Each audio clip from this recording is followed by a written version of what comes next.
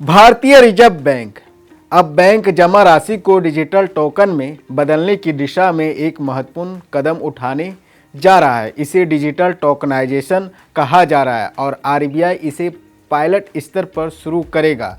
शुरुआत कुछ चुनिंदा बैंकों के साथ की जाएगी और इसका उद्देश्य बैंकिंग लेनदेन को तेज, सुरक्षित और पारदर्शी बनाना है। डिपॉजिट टोकनाइजेशन का मतलब है कि बैंकों में जमा राशि को डिजिटल टोकन में बदल दिया जाएगा। यह टोकन एक्चुअल डिपॉजिट अमाउंट के बराबर मूल्य का होगा और इसे ब्लॉकचेन पर सुरक्षित रूप से रखा जाएगा। इन टोकनों का यूज बैंकिंग सिस्टम में भुगतान, मनी ट्रांसफ़र और निपटान के लिए किया जा सकेगा। आरबीआई ने इस प्रक्रिया के लिए सेफ्टी स्टैंडर्ड तैयार किए हैं ताकि लेनदेन में पारदर्शिता और वैधानिकता बनी रहे और सभी जोखिम नियंत्रित रह सके।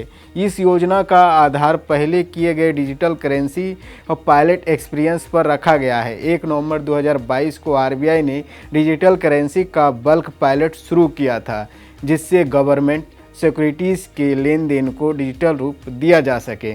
इसके बाद 1 दिसंबर 2022 को खुदरा क्षेत्र के लिए पायलट शुरू हुआ, जिससे व्यक्ति से व्यक्ति और व्यक्ति से व्यवसाय से लेन देन की सुविधा मिली।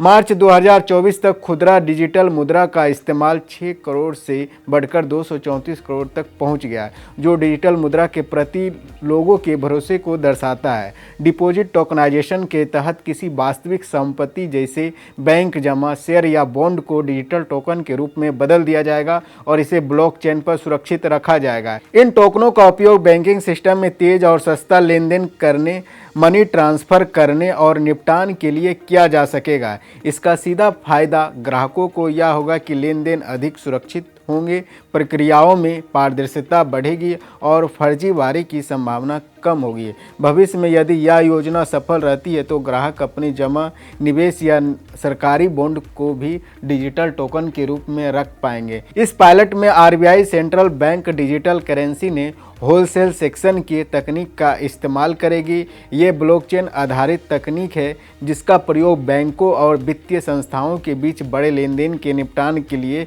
किया जाता है। ब्लॉकचेन की खासियत यह है कि इसमें दर्ज हर लेन देन डिजिटल रजिस्टर में सुरक्षित रहता है और इसे बदला या मिटाया नहीं जा सकता।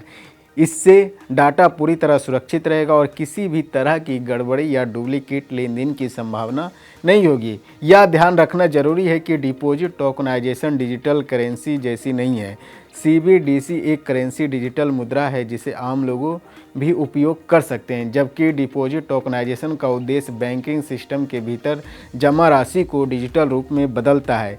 इससे बैंकिंग लेन देन अधिक सुरक्षित और भरोसेमंद बनेगा। आरबीआई का यह पायलट 8 अक्टूबर से शुरू हो गया है। प्रारंभिक चरण में इसे चुनिंदा बैंकों के साथ परीक्षण के रूप में लागू किया जाएगा। यदि यह सफल रहती है तो आने वाले समय में इसे बड़े पैमाने पर लागू किया जा सकता है।